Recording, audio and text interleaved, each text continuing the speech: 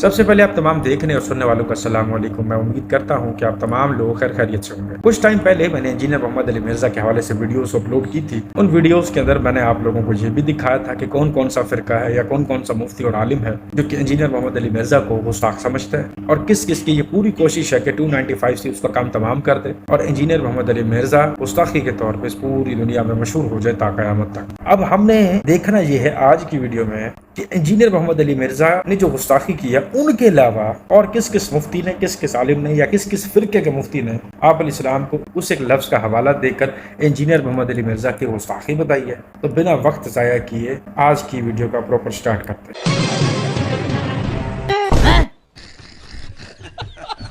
مسیحی ہوتے ہیں نا، یہ رسول اللہ کو دجال مانتے اور کہتے ہیں مرزے نے حضور کی ذات کے لیے لفظ دجال استعمال کہ کرسچن ہمارے نبی پاک صلی اللہ علیہ وسلم کو دجال کہتے ہیں۔ بعد ازاں کیا تحقیق کے نام پر حوالہ دینا گستاخی ہے؟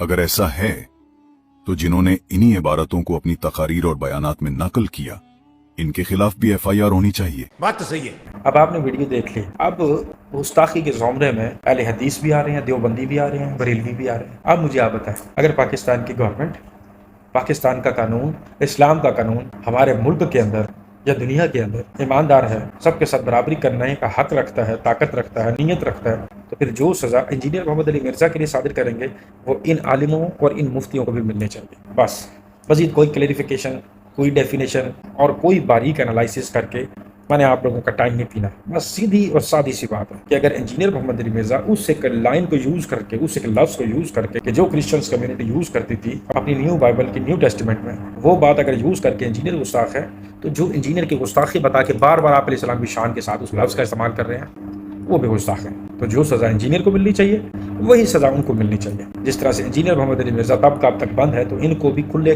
عام اس طرح گھومنے پھرنے کی کوئی اجازت نہیں، ان کو بھی فوری طور پہ بند کیا جائے، ان کے خلاف ایکشن لیا جائے، اور یہ اس تمام عوام کی اپیل ہے۔ میری تو شناخت یہی ہے، اعلیٰ حضرت امام اہل سنت رحمۃ اللہ علیہ کا ذکر خیر کسی کے سامنے کیا جائے، خوشی کا اظہار کرے، سمجھو ساڈا بندہ ہے۔ تو میں تو آپ کو یہی مشورہ دوں گا، امام اہل سنت رحمۃ اللہ علیہ کی تعلیمات، ان کے فتاوا پر آنکھیں بند رکھنا، ورنہ وہ ٹھوکر کھائیں گے کہ کہیں کے نہیں رہیں گے۔ اعلیٰ حضرت کا فتاوا اگر کوئی پڑھے نا، میں سمجھتا ہوں کہ اعلیٰ حضرت رحمۃ اللہ علیہ کی علمیت کا لوہا مان لے، خدا کی قسم وہ علم کے دریا بہے ہیں ان فتاوا رضویہ شریف میں۔ اس کو کھول کے دیکھیں تو اس میں کیا خزانہ ہے، اور یہ پہچان ہے ہماری کہ جو اعلیٰ حضرت رحمۃ اللہ علیہ کا ہم ذکر خیر کریں تو جس کا چہرہ بشاشت چہرے پر نظر آئے، چہرہ کھل اٹھے خوشی سے، بس وہ اپنا ہے۔ باقی جو بھی ہو اپنے مطلب ہم بھلے میرا رضا بھلا، خلاص۔ باقی ہم تو اعلیٰ حضرت کی خیرات پر پل رہے ہیں، کم از کم میں تو اعلیٰ حضرت کے ٹکڑوں پر ہی جی رہا ہوں۔ سچی بات یہ ہے کہ اعلیٰ حضرت امام احمد رضا خان رحمۃ اللہ علیہ مجھے نہ سنبھالتے تو خدا جانے میں کہاں ہوتا۔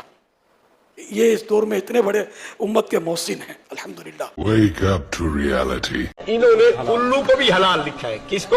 الو کو۔ بوم اس کو بھی کیا لکھا ہے؟ اور چمگاڈر کو بھی حلال لکھا ہے۔ خفاش، خفاش ہی ہے، خفاش کو بھی حلال لکھا ہے انہوں نے فتاوی رضویہ کے اندر۔ اور اگلی بات یہاں لکھتا ہے اصل اشیاء میں طہارت ہے، حتیٰ کہ خنزیر میں بھی۔ فتاوی رضویہ کا حوالہ دکھاؤ، فتاوی رضویہ کا حوالہ اصل اشیاء میں طہارت ہے حتیٰ کہ خنزیر میں بھی، صفحہ 440 جلد 4۔ کس کو پاک لکھا ہے؟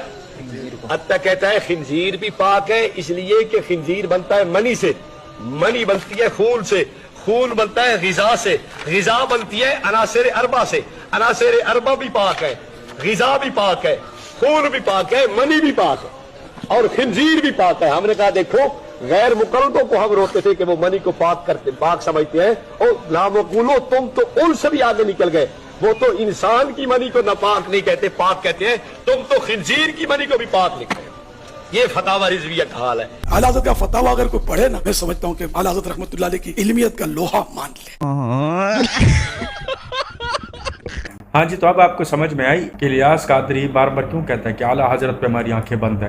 یہ لوگ قرآن مجید سے زیادہ فتاوی رضویہ اور اپنی یہ جتنی یہ کشف المعجوب یا کہانیوں کی جو ڈسکوریز کی کتابیں ہیں نا، ان کو زیادہ معتبر سمجھتے ہیں، اور اپنے ہر بچے کو، اپنے ہر بریلوی کو، ہر قبر چٹو کو ان کی کوشش ہوتی ہے کہ یہ وہی کتاب پیش کریں۔ تبھی تو الیاس قادری किस तरह से कहता है कि आला हजरत पे आंखें भी बंद है, उल्लू खाना भी हलाल है, चमगादड़ वो भी हलाल है, और सुबह नाउजुबिल्लाह वो जो खंजीर जानवर है जो कि अपना फुजला खा के परवान चढ़ता है उसको भी खाना जायज है। अब पलीद जानवरों को खाना जायज है बरेलवियत के अंदर। अल्हम्दुलिल्लाह मुसलमानों के यहाँ जो चीज़ें रसूलुल्लाह सल्लल्लाहु अलैहि वसल्लम ने जायज़ फरमाई हैं वो जायज़ हैं, जो उन्होंने नाजायज़ फरमाई हैं वो तमाम चीज़ें नाजायज़ हैं। इसलिए हमारी आंखें, हमारे कान, हमारी अकल आप अलैहिस्सलाम की तलीमात और उनके हुक्म के आगे ख़त्म है, बंद है। इसलिए अल्लाह ने फरमाया कि जो मेरा नबी दे वो ले लो, जिससे मेरा नबी रोके रुक जाओ। और ये क्या कहते हैं, आला हजरत से जो नफरत करे, आला हजरत की कोई बात ना माने, आला हजरत के हवाले से कोई ऐसा सोचे तो वो बंदा मेरे जनाजे को कांधा ही ना दे। और उस बहुत बड़ी शख्सियत को बोलते हैं दावत इस्लामी के अमीर अहले सुन्नत दामत बरकातुहू आलिया भट्ट इलियास का। और बात अभी यहाँ तक खत्म नहीं हुई। ये लोग कहते हैं कि जो खंजीर है वो फिर भी पाक है। ये जो रसूलुल्लाह सल्लल्लाहु अलैहि वसल्लम की नात नहीं पढ़ते, जो रसूलुल्लाह सल्लल्लाहु अलैहि वसल्लम की कब्र को जाके सजदा नहीं करते, जो हमारे वलियों को सजदा नहीं करते, चूमते चाटते नहीं, उर्स नहीं मनाते, मज़ारों को गलत कहते हैं, जो लोग कहते हैं कि जो मज़ारे हैं, जो मज़ारों पर अमारते हैं, रंगरलियाँ हैं, ये सारे चूने लिखाइयाँ, ये तमाम जो भी चीज़ें हैं ये आप अलैहिस्सलाम की शान की गुस्ताखी है, ये आप अलैहिस्सलाम की मुखालफत में बनाए गए। वो उस खंजीर से भी गए गुजरे हैं, उनके मुकाबले में खंजीर फिर हलाल है, वो उससे भी गए गुजरे हैं। अब आपको समझ आइए ये कब, कहाँ और क्या गेम डालते हैं आप लोगों के साथ। इन लोगों ने आप लोगों को आपके अपने सगे भाई का दुश्मन बनाया हुआ है। सगा सिर्फ माँ का जाया नहीं होता, ये याद रखिएगा। इन लोगों ने आपको अपने सगे भाई का दुश्मन बना रखा है जो कि कलमा को मुसलमान है। आप लोग अगर अभी भी इनके दामनों को पकड़ के चलते रहे, ये कुत्ते भी आपको खिलाएंगे, बिल्लियां भी खिलाएंगे, खोता गधा सब खिलाएंगे आपको। अब तो अपनी आंखें खोलें और जानें, ये हर उस शख्स को बुरा भला कहते हैं जो ये कहता है कि भाई बरेलवी फिरके की बुनियाद जो आपने रखी है वह आप अलैहिस्सलाम की शान में सरासर गुस्ताखी है, यानी कि कब्र परस्ती। ये उस बंदे के खिलाफ है। अपना ईमान तो चट कर ही रहे हैं, आपकी ईमान की भी दुश्मन है और आपके माल की भी दुश्मन है। अपनी आंखें खोलें। हमारे पीर मुर्शिद ने दीन मती की खिदमत के लिए कैसी कैसी मशक्कतें झेली।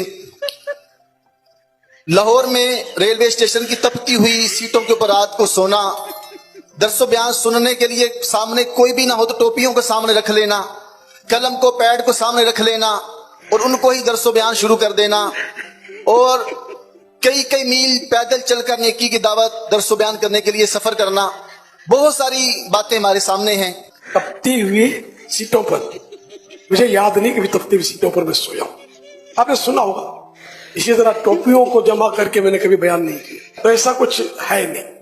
बोलने जाते हैं तो फिर बाजू का कुछ का कुछ निकल जाता है। ये अवाम है, हर एक अपने अपने हिसाब से इसमें कुछ ना कुछ एडिशन कर करके पता नहीं कहां से कहां पहुंचा दे। सुनी सुना है बात, मैं यही सोचता हूँ कि मुझे जीते जी पता नहीं क्या क्या मैं सुनता हूँ अपने लिए, तो मरने के बाद तो फिर तस्दीक तकसीब कौन करेगा।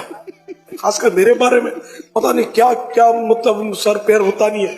मुझे बोलते कि यूं किया यूं किया यूं क्या।